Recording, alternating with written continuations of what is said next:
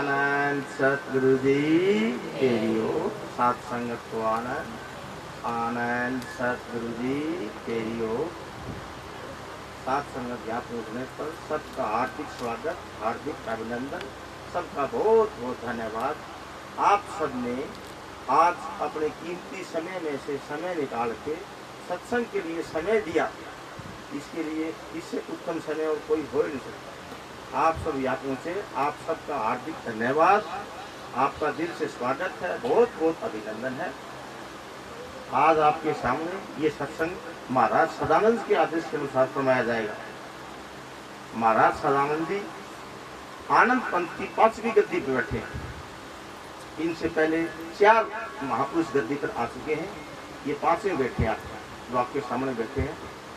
आनंद पंथ कैसे आया, इसकी शुरुआत कैसे हुई, इसके बारे में हमें कुछ जानकारी होनी चाहिए, क्योंकि हमें आनंद नाम से जुड़े हुए हैं तो हमारा फर्ज है कुछ हमें जानकारी होनी चाहिए। सबसे पहले आगरा से स्वामी जी महाराज चले, उनके शिष्य हुए हजूर साहब। हजूर साहब को उपदेश था राधा स्वामी नाम का, वो सुमन करते, राधा स्वामी का जाप जपते, लेकिन उनको धुन आनंद की आती। ऐसा वाक्य चलते चलते 5, 7, 10 दिन बीत गए। तो एक दिन बोले, गुरु जी ये आज मेरे साथ क्या हो रहा है, मैं सुमन करता हूँ राधा स्वामी का और मेरे को धुन आनंद की आती। तो परम संत हजूर साहब नंबर 1 का है, वो उनके गुरु थे। बोले, बेटे आज से तेरा यही नारा होगा, तो धुन आनंद की खबर लेके आया है। कोई भी संत भी समाएगा तो आनंद में ही जाएगा, आनंद के बगैर किसी को कोई जगह नहीं है। आनंद में ही जाना है, सबको आनंद में ही समाना है। तो उन्होंने उसको ऑर्डर दिया, बोले बेटे अब आप जाओ और आनंद नाम का जाप जपा के जीवों का उद्धार करो, भव सागर से त्याग करो। तो वो परमानंद जी चले आगरा से और वो पहुंचे नक्चुंडी धाम। समय के अनुसार वहां उन्होंने अपनी जैसी परिस्थिति थी, कोई झोंपड़ी बनाई, जो भी है छान बना के जीवों का पढ़ाई शुरू कर दी, रूहानी ज्ञान देना शुरू कर दिया। धीरे धीरे वहाँ आश्रम बने, उनके गुरुमुख शिष्य बने दासनंद जी, ढाणी 16 वाली से। वो अपने धाम को चले गए और वो वस्तु दासनंद जी को दे गए, जो ढाणी 16 वाली से थे। उनका जन्म का नाम, संसारी का नाम था रामेश्वर, और गद्दी के ऊपर आने के बाद उनका नाम हो गया दासनंद जी, महाराज दासनंद। उन्होंने अपने कार्यकाल पूरा जीवन ढाणी 16 वाली में बताया, जीवों को चेताया, समझाया, उद्धार किया। अपने कार्यकाल के दौरान उनको भी शिष्य मिला परम सत प्रेमनंद जी ढाणी डाडम से खनक के पास। वो अपने धाम को चले गए और वो वस्तु परम सत प्रेमनंद जी को दे गए। उन्होंने अपना कार्यकाल ढाणी 16 वाली में पूरा बिताया। कभी डाडम रहते थे, कभी ढाणी 16 वाली में, ज्यादातर समय उन्होंने डाडम में बिताया। उनके शिष्य हुए महाराज सेवानंद जी, जिनका जन्म स्थान बरिंडा, राजगढ़ से पिलानी रोड के ऊपर पड़ता है, अमीरवास के पास। उनका जन्म हुआ अमीरवास बरिंडा में। उनके जन्म सांसारिक नाम था हनुमान, उनके पिता का नाम था चंदगीराम, माता जी का नाम था चुनकी देवी।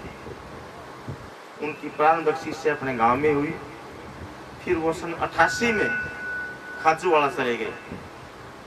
वो खेती के साथ साथ चिनाई के मिस्त्री भी थे, दोनों काम करते। सन 2000 में सेवानंद जियों को प्रेमनंद जी की शरण मिली, उन्होंने उपदेश लिया, उनकी नाम दीक्षा ली और दिन रात ऐसा उन्होंने सुमरण किया, अपने गुरु पे विश्वास किया, सत्संगत की सही सेवा करी कि 2011 को 31 अगस्त 2011 को सेवानंद जी गद्दी पर आसीन हो गए। 2016 तक गुरु जी ढाणी 16 वाली रहे। फिर वहां से चल के वो तोसाम आए, तोसाम आश्रम बनाया और 19 मई 2025 को वो अपने निज घर चले गए। घर जाने के बाद गुरु की तड़प हो तो सच्ची हो प्रेमिया, झूठी तड़प में कुछ नहीं है। रिश्ता हो तो सच्चा हो, गुरु शिष्य का ही हो। संसार के अंदर सबसे उत्तम रिश्ता है तो गुरु शिष्य का ही है। पुत्र प्यारा होता माँ को, उनसे बढ़ के शिष्य गुरु।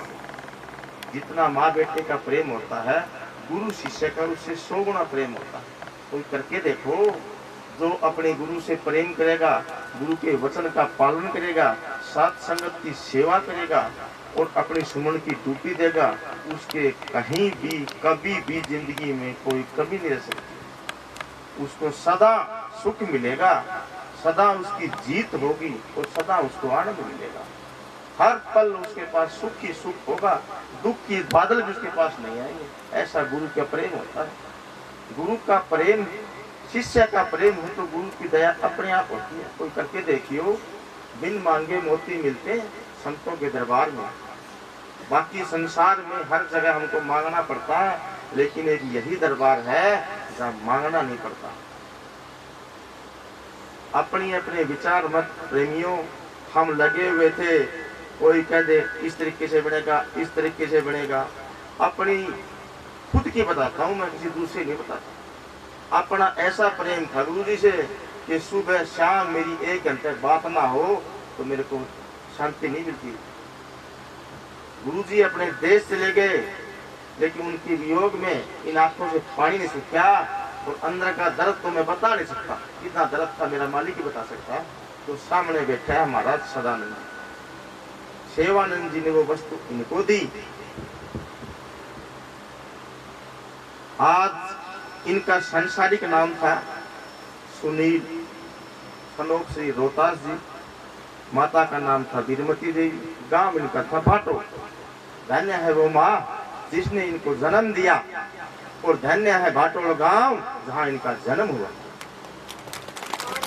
आनंद सतगुरु जी के भाटोल गांव की संगत का विशेष स्वागत है, विशेष हार्दिक अभिनंदन है।